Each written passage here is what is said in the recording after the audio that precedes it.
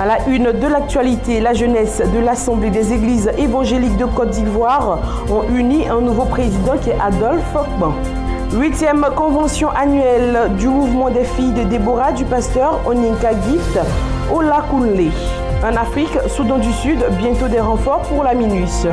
À l'international Bruxelles, le spectre d'un nouveau Calais pour les migrants. Et nous terminons en Espagne. Quelle est l'origine de la tomatina? Mesdames et messieurs, bienvenue. C'est toujours un réel plaisir de vous présenter ce journal. Débutons l'actualité locale. La jeunesse de l'Assemblée des Églises évangéliques de Côte d'Ivoire, AEC, a un nouveau président. Adolphe Fokban a succédé à Marcel Djedje à l'issue d'un camp de jeunesse AEC 2017 qui s'est tenu du 14 au 19 août dernier à Anyama dans la banlieue d'Abidjan. Ce camp a également été meublé d'enseignements et d'activités diverses. Issus des différentes communautés sur le territoire national ivoirien, les jeunes de l'Assemblée des Églises évangéliques de Côte d'Ivoire étaient rassemblés du 14 au 19 août 2017 au pensionnat méthodiste des jeunes filles d'Anyama dans le cadre du camp national 2017 de la jeunesse AEC. Parrainé par M. Raymond Gadé et placé sous la présidence du pasteur Baka Benzaoui, président national de l'église AEC, représenté par le pasteur Blanc Mathurin, le secrétaire national de l'église AEC, le camp national de la jeunesse doit participer à l'essor d'une jeunesse plus sanctifiée et plus active. Ça démontre là une prise de conscience de la jeunesse. La jeunesse va se sentir plus responsable. La jeunesse va s'engager plus dans l'œuvre de Dieu. Et c'est pourquoi nous leur avons demandé simplement de ne pas faire de ces assises rien que des retrouvailles, mais de tirer l'essentiel afin que demain la relève soit assurée et que les villes AEC partent. Des activités culturelles, des enseignements et une sortie détente ont meublé ce camp de jeunesse 2017. Il s'est soldé par un congrès qui a abouti à l'élection du nouveau président de la jeunesse AEC. Adolphe Fokban, PCO du présent camp, remplace ainsi Djedje Marcel. Nous avons ensemble fait les différents bilans et puis nous pensons bien que pour ceux qui sont satisfaits de leur bilan, il faut les encourager à aller faire mieux et à continuer. Et pour ceux qui verront qu'ils n'ont pas fourni, ils n'ont pas donné tout ce qu'ils devaient donner, ils peuvent encore, à travers le message, se mettre au travail. Nous sommes confiants que ce camp-là va vraiment réussir. Et avec le soutien du Seigneur, nous allons réussir et nous allons gagner le pari. Nous prenons rendez-vous encore, comme le parrain l'a dit, pour des défis futurs. Parce qu'il faut qu'on mobilise encore assez de jeunes. Et nous croyons qu'avec ce qu'il a dit, son soutien, nous allons pouvoir mobiliser plus de jeunes pour que la gloire lui revienne. Le camp de la jeunesse AEC 2017 s'est achevé en apothéose par un concert.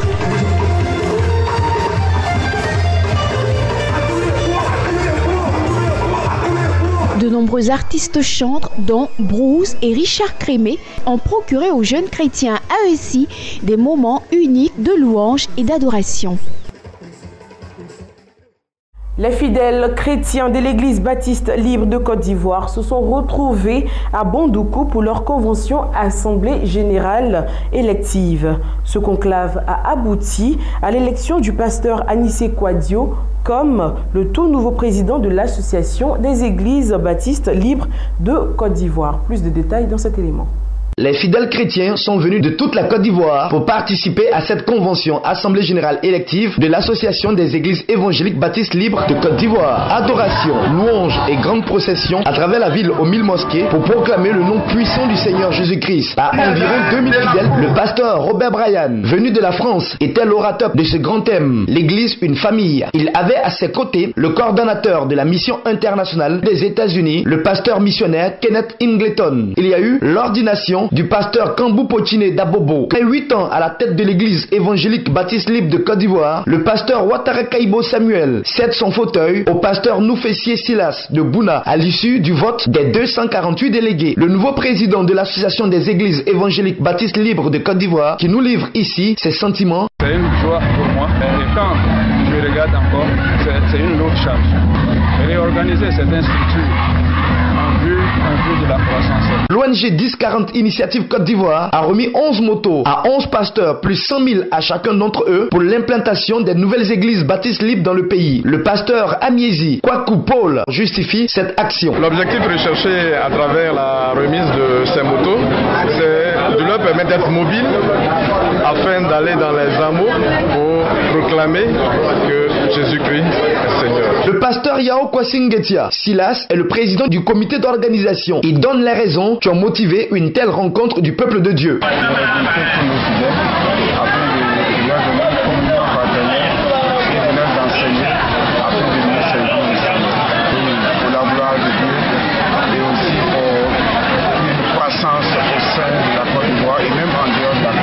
Les fidèles chrétiens de l'association des églises évangéliques baptistes libres de Côte d'Ivoire, plus que jamais unis, veulent, à travers cette convention, démontrer leur foi et leur attachement au Tout-Puissant.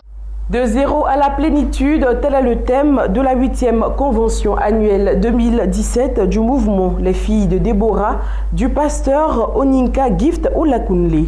Cette convention annuelle a connu son apothéose le samedi 26 août 2017 à la mission évangélique La Montagne des Délivrances à Abidjan, Makori.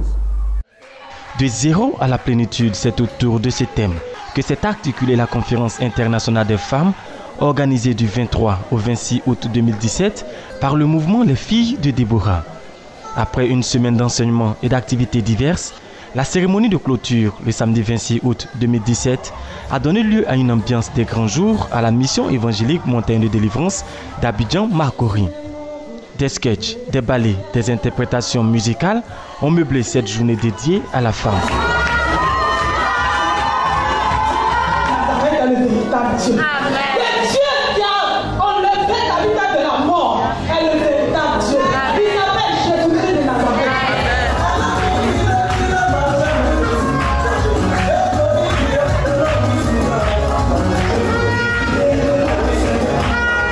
Mais cette fin de convention a aussi été un moment d'adoration mis à profit par les femmes pour se rapprocher de Dieu.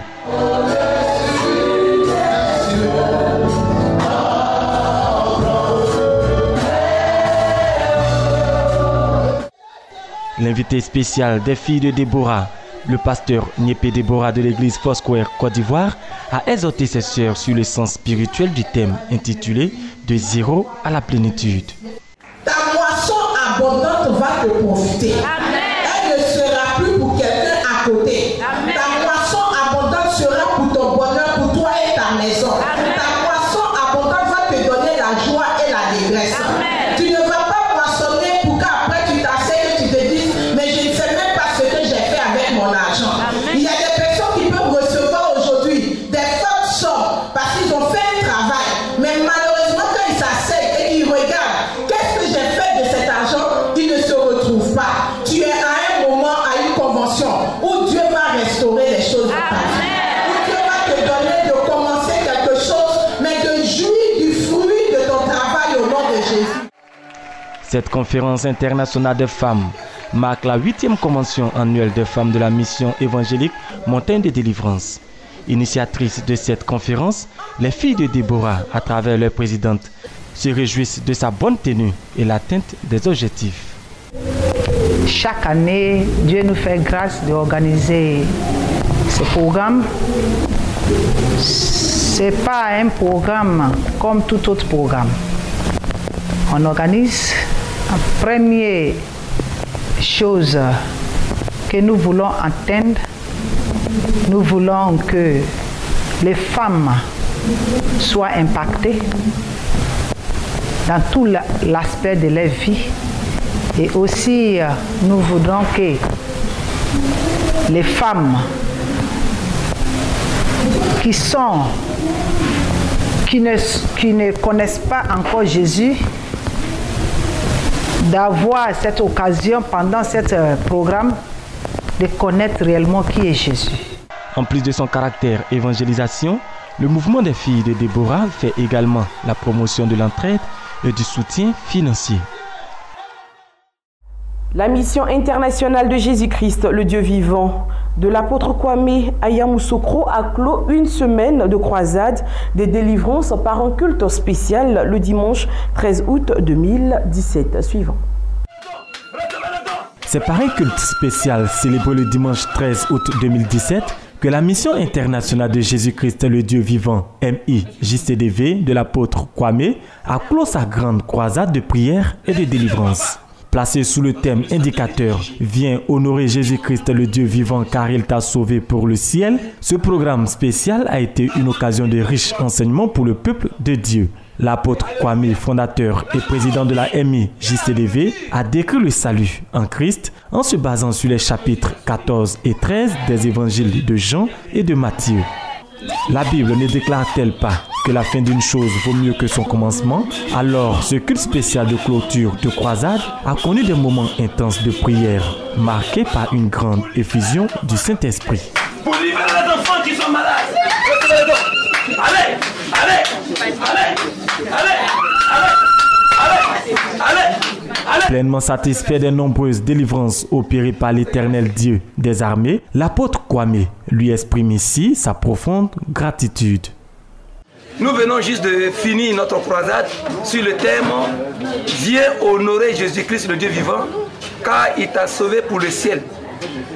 Bien-aimés, vous avez vu que vraiment au cours de cette croisade, le thème que nous venons de développer a fait du bien vraiment au peuple de Dieu. Parce que le thème même qui est déjà composé de 3 sous-thèmes, viens honorer le Seigneur, il t'a sauvé et aussi pour le ciel. Ça fait du bien vraiment au peuple de Dieu. C'est pourquoi je bénis encore une fois le Seigneur Jésus-Christ, je bénis encore le Saint-Esprit, je bénis encore l'Éternel Dieu des armées, afin que vraiment la gloire lui soit rendue tout seul. Parce que sans lui nous ne sommes rien. C'est lui qui nous mandate, c'est lui qui nous établit et c'est lui qui nous envoie en mission. Aujourd'hui, je suis très content parce que la croisade, vraiment, ça a été vraiment réussi. Cette grande croisade de prière à la MIJCDV a enregistré la présence de nombreux chantres de la localité et ceux-ci ont conduit le peuple dans la louange. En Afrique à présent, plus précisément au Soudan du Sud, la MINUS, la mission des Nations Unies au Soudan du Sud, va recevoir des renforts en hommes et en matériel. Ces casques bleus supplémentaires sont attendus dans la ville de Torit pour aider à protéger les civils. Casques bleus supplémentaires pour renforcer les troupes de la mission de l'ONU au Soudan du Sud. Les renforts en hommes et en matériel de la MINUS arriveront dans la ville de Torit pour aider à protéger les civils pris dans la guerre civile. Torit, la ville d'Équatoria orientale, souffre d'une situation sécuritaire instable et de combats continus entre groupes armés impliqués dans le conflit politique sud-soudanais. J'ai fait savoir au gouverneur que nos soldats de la MINUS se déplacent en patrouille. Je pense qu'ils ont créé plus de stabilité et renforcé la confiance. J'ai offert de faire plus pour aller dans ce sens. La mission de l'ONU disposait déjà de quelques 12 000 hommes dans le pays, mais ce déploiement supplémentaire avait été autorisé par le Conseil de sécurité de l'ONU. Le Conseil de sécurité avait décidé il y a 1 an de l'envoi d'une force supplémentaire régionale de protection de 4 000 hommes. Un premier contingent de 150 soldats est arrivé à Juba le 8 août dernier. Quelques semaines après le drame, la Sierra Leone reste toujours très marquée par les inondations écoulées de boue qui ont endeuillé le pays. Sans réelle alternative, les sinistrés se réinstallent dans la précarité. Près de 15 jours après les inondations qui ont touché les quartiers de la capitale Freetown, la Sierra Leone est toujours en situation d'urgence. Avec plus de 500 victimes recensées et quelques 800 personnes toujours portées disparues, le pays peine à se remettre de ce qui pourrait être la pire catastrophe naturelle à avoir touché l'Afrique ces 20 dernières années. Vers 2 heures du matin, la pluie était très forte. Je n'arrivais pas à dormir cette nuit-là et je m'interrogeais sur cette pluie et sur les conséquences pour notre communauté. Je suis sorti pour vérifier la situation autour de la maison et pour voir comment allaient les voisins en utilisant une lampe torche. J'ai pointé la lampe sur la maison de mon frère et elle était inondée. Il avait perdu 2 de ses enfants. Ceux dont la vie a été épargnée ont souvent tout perdu et vivent dans des conditions précaires. Près de 3000 personnes auraient perdu leur maison suite à ces inondations, selon les Nations Unies. À cela s'ajoute le besoin d'assistance médicale et de nourriture.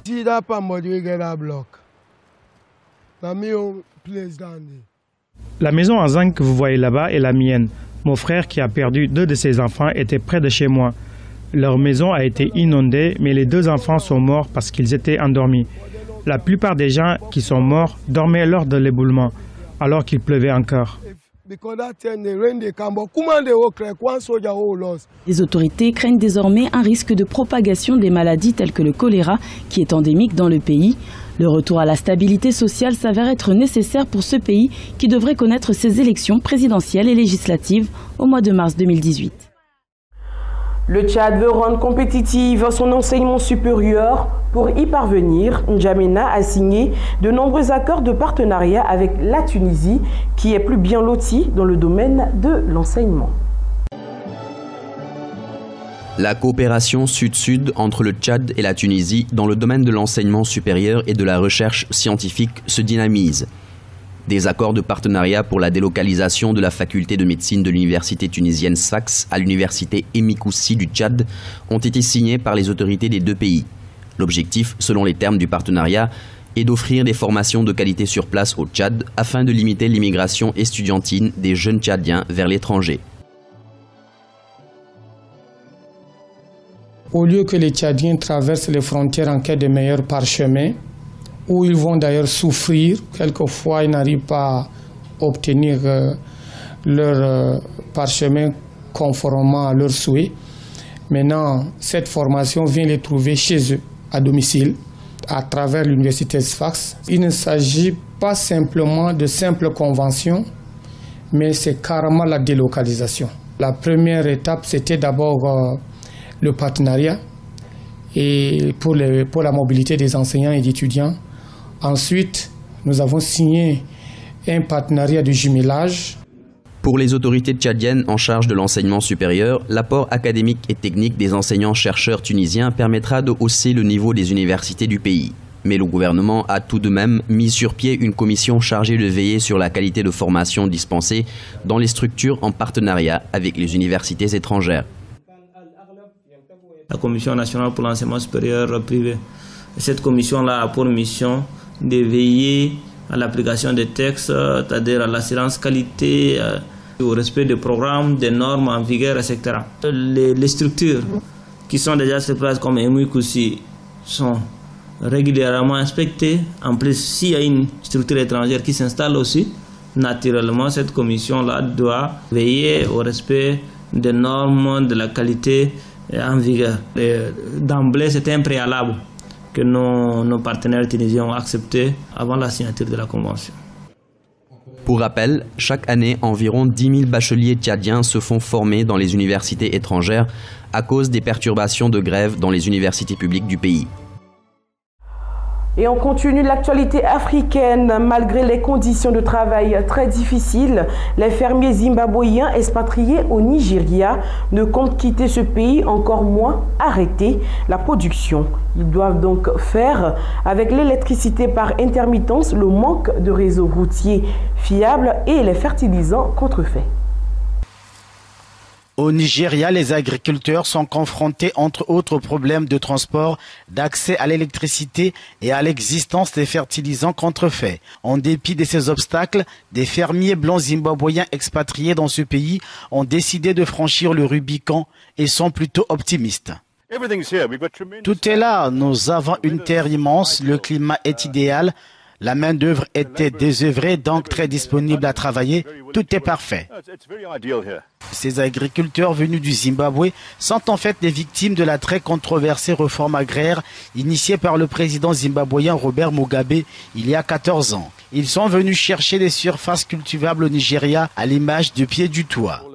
Tous les gars ici sont des Zimbabwéens, tous ont perdu des terres et des fermes au Zimbabwe et sans aucune compensation. Donc pour nous, c'était un grand défi de venir ici et de recommencer une nouvelle vie. Une opportunité s'offre peut-être à ces agriculteurs, tant le Nigeria mise notamment sur l'or vert pour diversifier son économie, resté trop longtemps sous la coupe du pétrole roi. Un sommet extraordinaire a réuni à Paris les dirigeants africains et européens sur la question de l'immigration. Pour les chefs d'État et de gouvernement, il est aujourd'hui plus urgent de trouver des réponses face aux défis migratoires. Paris, la capitale française, a accueilli un mini-sommet sur la crise migratoire ce lundi 28 août à l'Elysée. Le chef de l'État français, Emmanuel Macron, a convié ses homologues tchadiens Idriss Déby Itno et nigérien Mahamadou Issoufou, ainsi que le chef du gouvernement d'entente nationale libyen Fayez al-Sarraj, dont les pays sont au cœur du transit de migrants d'Afrique et du Moyen-Orient vers les côtes européennes. Étaient également présents des chefs de gouvernement européens, tous réunis afin de faire le point et d'harmoniser les positions sur ce dossier plus que délicat. Je note avec satisfaction que nous avons décidé de continuer à nous attaquer à ces causes profondes des migrations. En particulier, si je dois évoquer le cas du Sahel, je me réjouis de ce que la Réunion ait décidé de soutenir les efforts que nous sommes en train de faire pour chasser le terrorisme du Nord Mali en appuyant la force conjointe du G5 Sahel que nous avons décidé de mettre en place. J'ai noté également au cours de la réunion la préoccupation sur la Libye, la nécessité de sortir du chaos libyen, la nécessité de stabiliser la Libye et l'appui également qu'il faut apporter aux pays qui sont en lutte contre Boko Haram dans le bassin du lac Tchad. En effet, la tragédie humanitaire sur les routes migratoires continue avec des migrants livrés à la violence extrême des trafiquants qui continuent à périr en mer. On dénombre plus de 14 000 morts en Méditerranée depuis 2014. Un drame qui, selon le président tchadien Idriss Déby Itno, a pour origine les problèmes de gouvernance des pays africains auxquels il est nécessaire de remédier. Mais il y a un problème de fond. Qu'est-ce qui pousse la jeunesse africaine, en fait, disons, de traverser le désert au prix, sachant qu'il a moins de chances de passer, et en traversant la Méditerranée, moins de chances de venir aussi en Europe. C'est la pauvreté, c'est le chômage, c'est la mauvaise éducation. Donc tout ça, c'est des éléments à tenir compte. Cette question doit être traitée au plus haut niveau, au niveau de tous les pays africains, par l'Union africaine et par l'Union européenne. Et c'est justement cette question-là qui va être aussi, certainement au prochain sommet de l'Union africaine, de l'Union européenne, de novembre à Abidjan. Toutes les parties se sont accordées sur le fait que la question migratoire reste un défi commun à relever. Des pays d'origine en passant par les pays de transit, notamment la Libye, la coopération entre l'Union africaine et l'Union européenne est vitale pour mener une action efficace. À l'international, des centaines de migrants espérant rejoindre le Royaume-Uni dorment chaque soir dans un parc de Bruxelles. Ce phénomène qui a pris de l'ampleur cet été fait redouter une situation comparable à celle de Calais en France. Nous sommes à la Belgium Kitchen, une cuisine collective gérée par des bénévoles à Bruxelles. Depuis 5 mois, ils préparent chaque jour des repas pour les migrants qui dorment dans un parc de la capitale belge. Ces volontaires ont commencé par servir de la nourriture à Calais il y a plus d'1 an. Aujourd'hui, ils constatent que la situation ne fait que se répéter. Au début, quand on donnait des repas, il y avait 200 personnes, ça arrive à 650 personnes. C'est franchement critique. À la fin, ils n'ont plus de solution. Ils se retrouvent dans un parc en disant ouais, ils sont vraiment perdus en ne sachant pas où aller. Parce qu'il y en a beaucoup qui disent que c'est un problème belge, c'est un problème de certains pays, c'est un problème européen. Ici, la plupart des migrants viennent du Soudan et d'Érythrée et aimeraient rejoindre l'Angleterre. Mais après de longs mois d'exil et une longue traversée en Libye, cet homme ne souhaite qu'une chose, pouvoir s'installer en Belgique. Je souffre beaucoup. Et pas seulement moi, je sais que tous mes amis souffrent beaucoup. Personnellement, je ne veux pas aller en Angleterre, car mon voyage a été très dur et j'ai beaucoup dépensé. Je viens d'arriver ici en Belgique et je voudrais juste demander l'asile. Aujourd'hui, Yacine et son équipe ont distribué 620 repas. Les migrants s'endorment comme chaque soir à même le sol dans des conditions précaires. De nombreuses organisations de santé demandent aux autorités belges de créer un centre d'accueil. C'est notamment le cas de Médecins du Monde qui se rend au parc 2 fois par semaine. Il y a des solutions, il y a des bâtiments vides juste à côté du parc, il y a des acteurs qui pourraient être des acteurs intéressés, type Croix-Rouge ou autre. Donc quelque part, tout le mécanisme, tous les outils sont là pour que cette solution soit mise en place. Il faut juste de la volonté politique. Aujourd'hui, ce qui bloque, c'est clairement le fédéral. Car le gouvernement belge fait jusqu'à présent la sourde oreille. En attendant, les bénévoles continuent de se relayer jour et nuit pour venir en aide aux migrants. L'Italie a enregistré 20 milliards de mètres cubes d'eau en moins en 2017, soit l'équivalent d'un lac. Le pays connaît un épisode de sécheresse sans précédent. Le gouvernement italien se voit donc obligé de renoncer à ses restrictions annoncées en juillet. Rome connaît un épisode de sécheresse sans précédent. Les restrictions drastiques envisagées en juillet dernier par le gouvernement sont finalement tombées à l'eau sous la pression de la mer de la capitale italienne. Mais le niveau du lac de Bracciano, qui alimente Rome en eau, est dangereusement bas. Résultat, l'ACEA, l'agence italienne de gestion et de distribution d'eau, annonce une possible baisse de pression de l'eau pendant la nuit à Rome. L'association de consommateurs Codacon s'insurge et met en cause un mauvais entretien des réseaux de distribution. 1300 travaux de réparation, c'est presque rien. Nous allons entamer une procédure devant un tribunal pénal où un procès en instance contre l'ACEA est déjà en cours. Et nous intenterons une action civile dans ce procès. Ensuite, nous ferons un recours collectif contre l'ACEA et tous ses actionnaires. Combien coûte l'inefficacité du réseau d'eau pour les citoyens romains? Entre 200 et 250 € par an et par famille.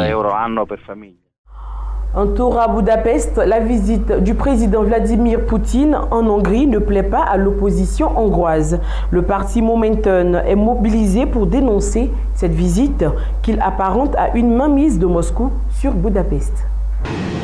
Les rues du centre-ville de Budapest, rebaptisées avec des noms de l'ère soviétique. Des tracts sous forme de journaux communistes distribués aux passants. Les militants du parti d'opposition Momentum sont mobilisés pour dénoncer la visite de Vladimir Poutine à Budapest. Tapis rouge et tatami pour le président russe, dont c'est la deuxième visite en Hongrie en l'espace de 6 mois. Un rapprochement controversé. L'influence de Poutine en Hongrie est réelle, de même que la menace que Viktor Orban pousse le pays dans les bras de la Russie. Momentum veut un avenir en Europe pour la Hongrie. C'est ce que veulent aussi les Hongrois depuis le roi Stéphane Ier. La ceinture noire, Vladimir Poutine, est l'invité d'honneur des championnats du monde de judo à Budapest. Le président russe répond à l'invitation du Premier ministre hongrois Viktor Orban. Ce dernier est accusé de soigner sa relation avec Moscou qui finance de nouveaux réacteurs nucléaires. Dans le cadre de cette visite, Vladimir Poutine recevra un diplôme honoris causa de l'université de Debrecen. Nous terminons ce journal en Espagne. La célèbre fête de la tomatina a eu lieu récemment. Quelques 22 000 personnes se sont vautrées torse nu dans l'épaisse pulpe de 160 tonnes de tomates. Cette tradition, aux origines floues, existe depuis 1945. C'est ici que nous refermons ce journal. Il a été préparé par l'ensemble de la rédaction de Béni TV. À bientôt.